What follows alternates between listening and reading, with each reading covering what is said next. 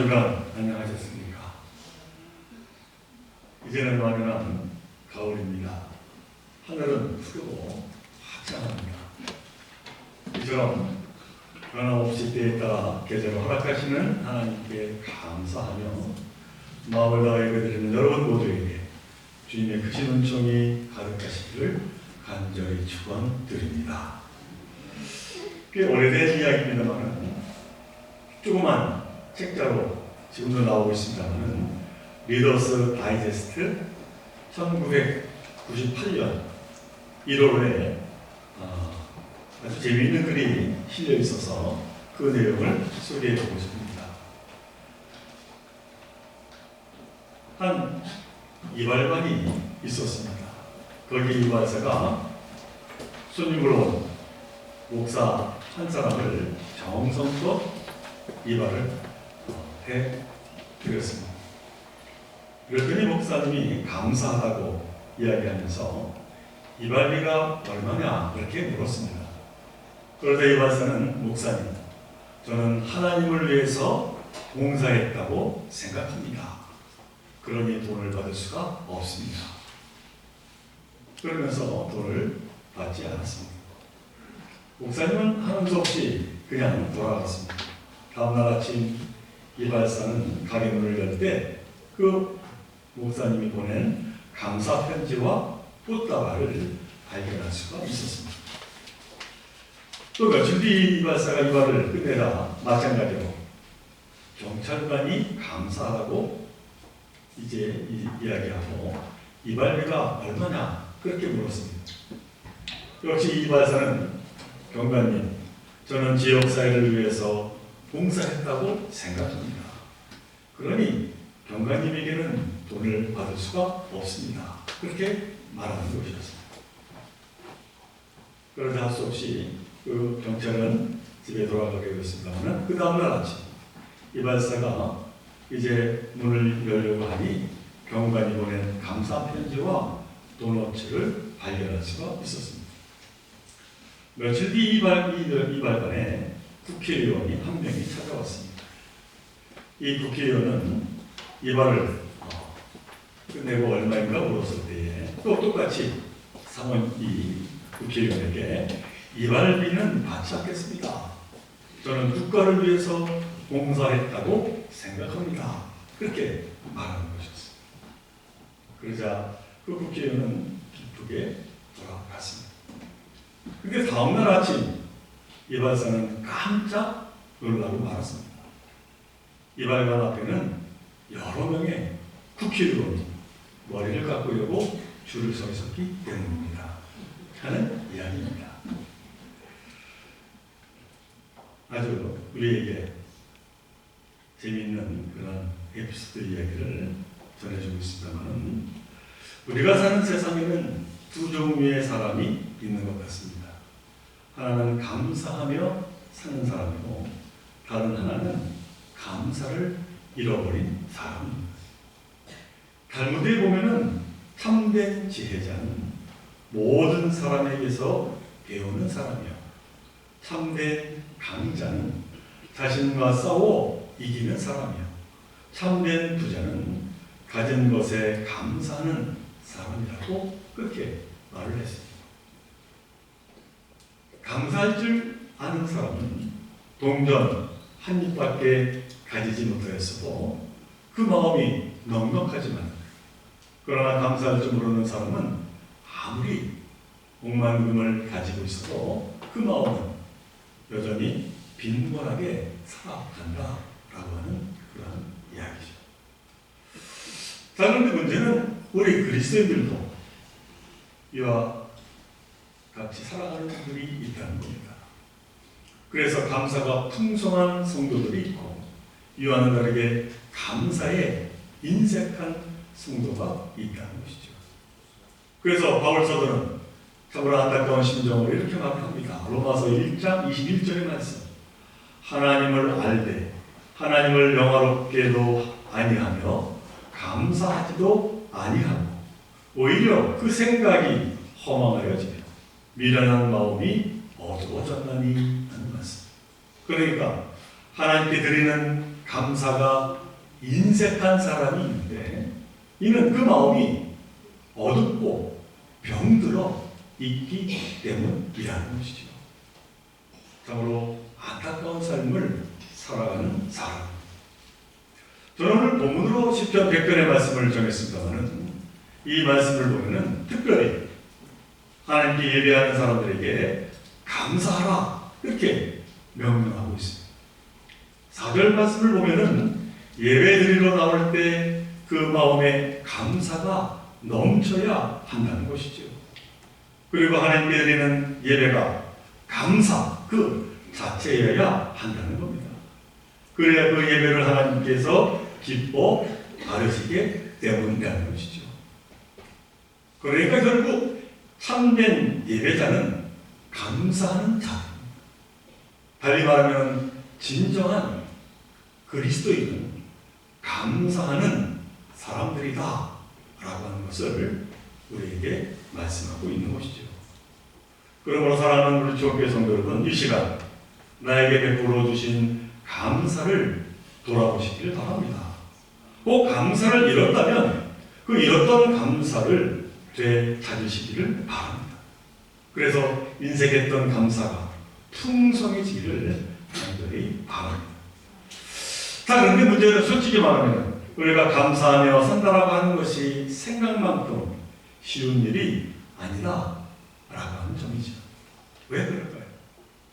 여러 가지 이유가 있겠지만은 그 이유 중 하나를 특별히 꼽아본다면은 내가 왜 감사해야 하는지 그 이유를 알지 못하기 때문이다. 그렇게 말씀을 드릴 수가 있습니다.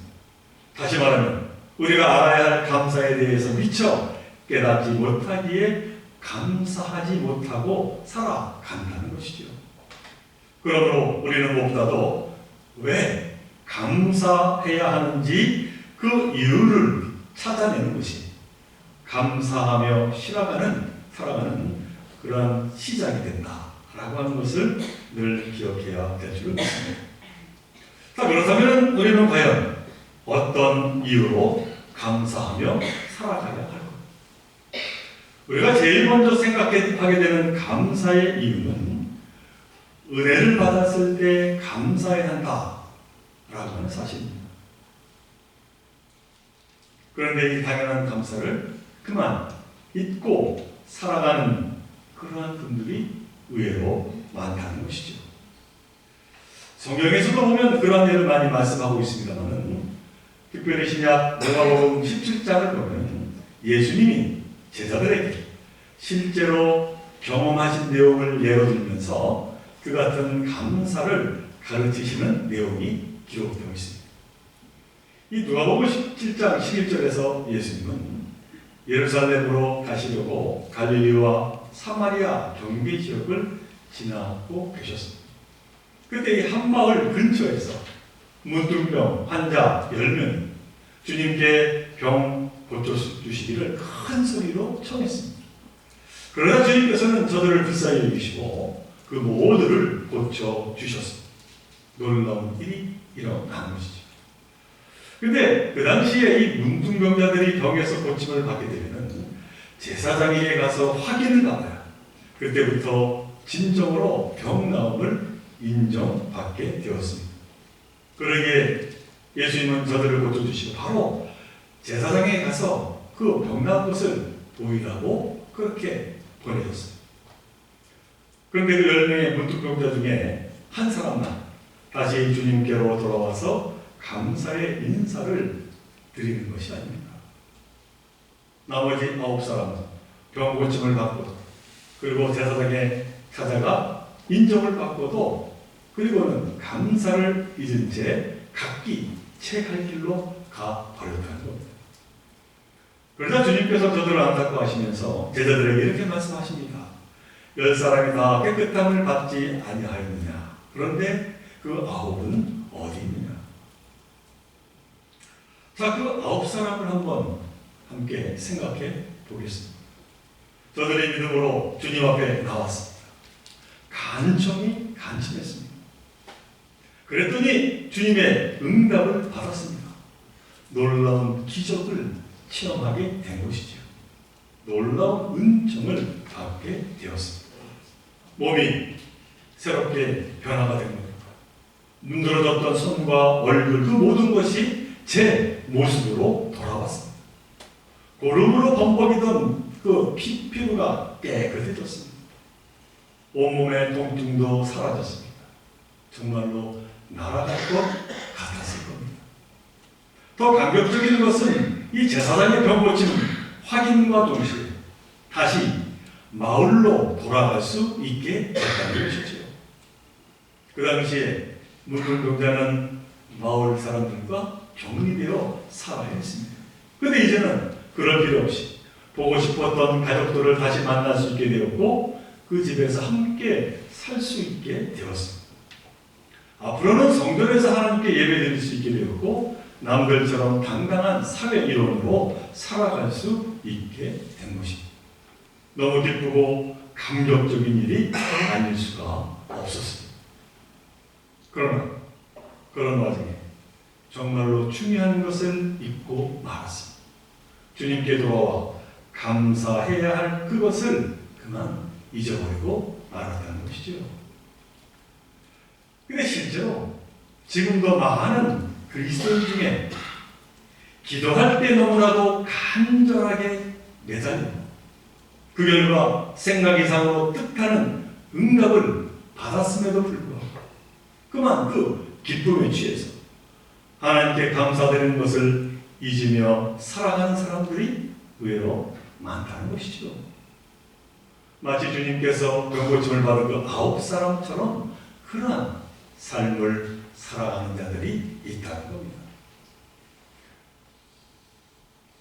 누가복음 17장 19절에 보면 주님께서 감사로 다시 찾아온 그 한 사람, 곧 사마리아 사람을 축복하고 있음을 보게 됩니다. 일어나 가라, 내 믿음이 너를 구원하였느니라. 병 치유뿐만이 아니라 영원한 생명의 축복을 지금 예수님께서 그에게 내려주셨다라는 사실이죠. 사랑하는 주께 성도 여러분, 받은 은혜를 감사하며 살아가시길 바랍니다.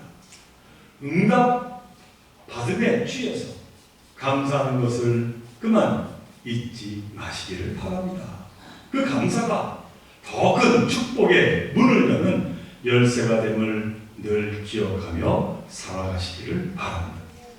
자, 그 다음 두 번째로 우리가 잊지 말아야 할 감사의 이유는 역설적입니다만 첫 번째와는 반대되는 이유는 우리에게 감사하라, 이렇게 말씀을 드리고 있습니다. 곧 감사할 수 없을 때 드리는 감사를 드리는 것이죠.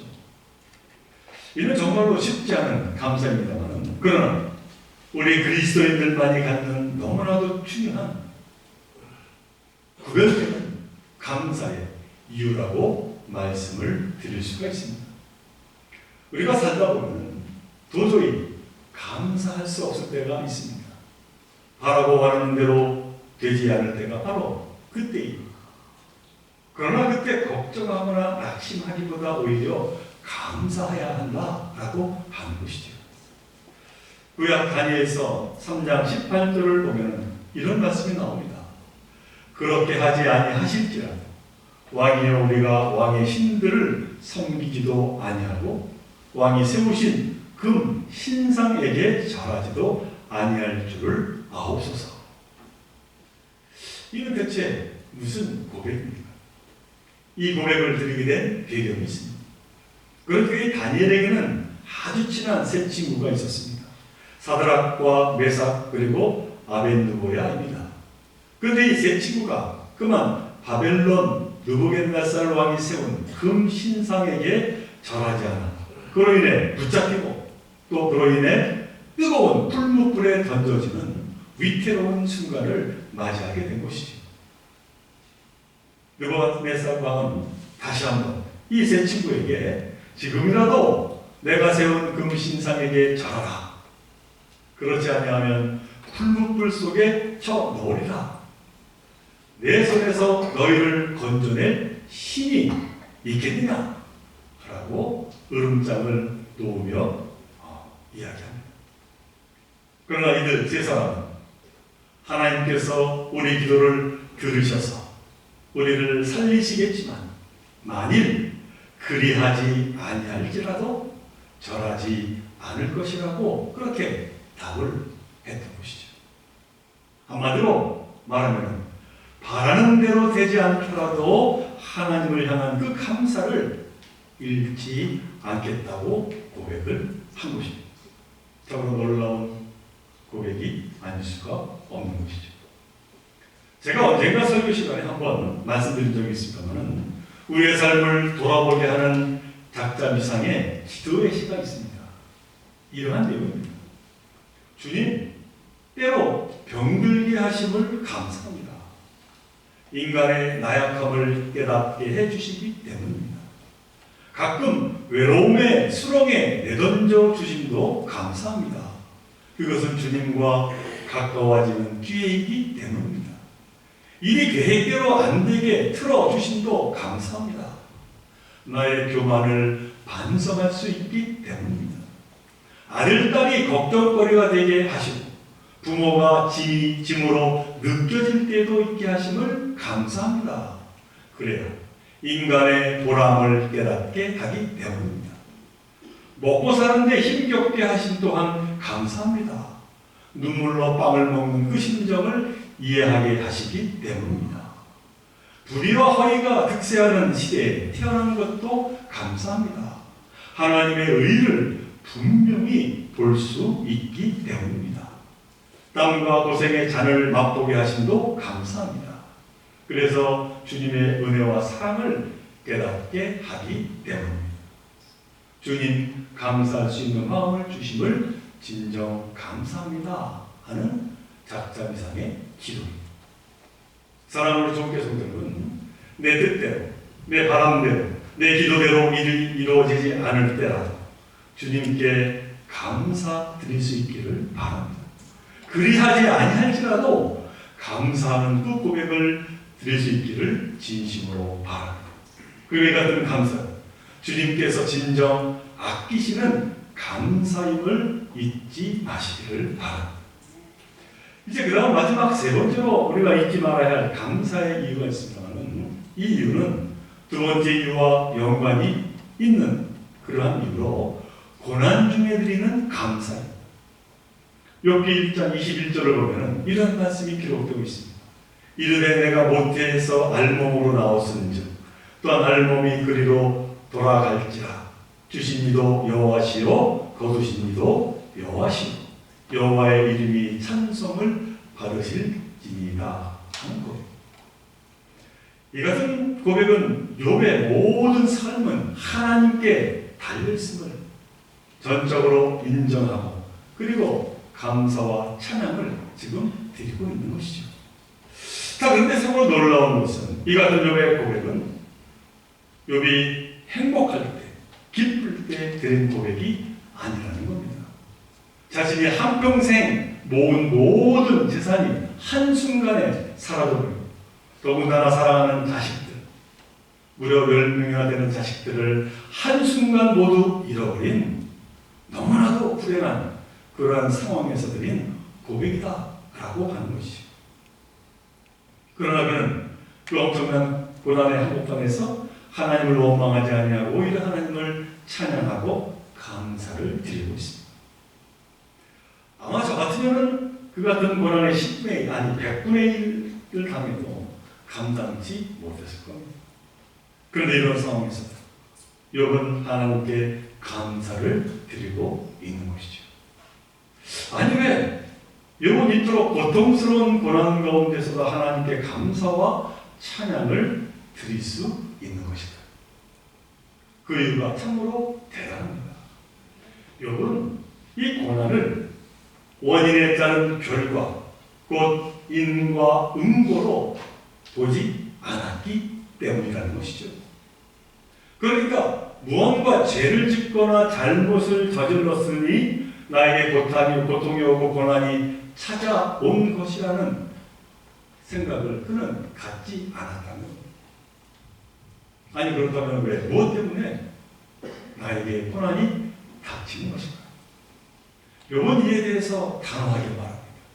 그 고난도 하나님으로부터 오는 것이라고 그렇게 말하고 있는 것이죠.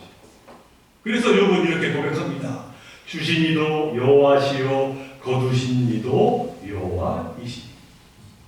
그러니까 행복과 고난, 다시 말해 생사 화복이 다 하나님께 속하는 것이라고 그는 그렇게 믿고 고백을 한 것입니다. 그러니 그와 같은 하나님을 믿고 의지하면서 감히 하나님께 감사드리며 찬송을 올려드리게 된 것이죠. 그 이유가 때로는 이해되지 않을지라도 말입니다. 이 같은 욥의 믿음은 결국 욥을 반석 위에 올려놓았습니다. 흔들리지 않았습니다. 그리고 그 같은 욥의 믿음과 감사가 사탄을 놀라게 했다고 성경은 말합니다. 그리고 더 나아가 하나님을 너무나도 크게 기쁘게 해드렸다고 성경은 말하고 있는 것이죠. 그리고 그 결과 하나님 욥에게 더불어 그나큰 축복을 더하여 주십니다. 욥기서 42장 12절 전반부의 말씀. 여호와께서 욥의 말년에 욥에게 처음보다 갑절로 더 복을 주시니 하는 말씀. 하나님의 선하심을 의심치 않은 욥의 그 믿음은 결국 더 큰 기쁨을 맞이할 수 있는 그 기회가 되었고 욥을 최후의 승자로 만들었다라고 하는 사실입니다. 사랑하는 주님께 성도 여러분, 언제나 어떤 형편에 있을지라도 하나님을 향한 그 믿음을 잃지 마시기를 바랍니다. 모든 것에는 하나님의 선한 뜻이 있고 선한 섭리가 있음을 믿고 고난 가운데서도 오히려 감사하고자 하는 자들이 되기를 간절히 바랍니다. 오늘 결론의 말씀입니다. 오늘 시편 100편은 그래서 우리에게 말하기를 감사함으로 주의 전에 나오라 그렇게 명령하셨습니다. 그리고 감사로 예배를 드리라 말씀하십니다. 주의 전에 나올 때 다른 것은 준비하지 못했어도 이것 하나만은 꼭 준비해야 한다 말합니다. 그것은 바로 감사하는 마음입니다. 예수님은 요한복음 4장 23절 24절에서 이렇게 말씀하십니다. 아버지께 참되게 예배하는 자들은 영과 진리로 예배할 때가 오나니 곧 이때라. 아버지께서는 자기에게 이렇게 예배하는 자들을 찾으십니다. 하나님은 영이시니 예배하는 자가 신령과 진정으로 예배할지니라 말씀하십니다. 감사하는 자를 찾으시는 하나님, 그 하나님을 여러분들은 늘 잊지 마시며 살아가시기를 바랍니다. 오늘 이 시간 우리의 삶을 되돌아보며 선하심으로 인도하시는 하나님께 진정으로 감사하며 경배드리는 저와 여러분 되시기를 간절히 바랍니다. 그럴 때 하나님은 여러분을 칭찬하시고 하나님의 은총을 베풀어 주심을 믿으시기를 바랍니다. 이 시간 진정으로 감사 예배를 드리는 저와 여러분 되시기를 다시 한번 주님의 이름으로 간절히 축원을 드립니다. 우리 함께 기도드립니다. 사랑하는 하나님 감사합니다. 오늘 시편의 말씀을 통해서 우리의 삶을 되돌아봅니다. 우리가 때로는 원치 않는 여러 가지 어려움이 당할지라도 그러나 그 모든 것이 하나님께로부터 온 것이요 속한 것임을 믿고 의심치 않는 저희들 되게 하여 주시고 그로 인하여 그 모든 어려움을 능히 이기며 살아가는 저희들 모두가 되게 하여 주옵소서. 하나님은 우리에게 우리가 원하는 것보다도 더 좋은 것으로 응답하여 주시는 분이심을 믿으시기를 바랍니다. 그러한 믿음을 저희들 갖기를 바랍니다. 바라건대 그로 인하여서 참으로 진정과 신령으로 하나님께 예배드리는 저희 모두가 되게 하여 주옵소서. 이 모든 것 간절히 바라볼 때마다 우리의 생명 되시는 예수 그리스도 이름으로 감사 기도드리옵나이다.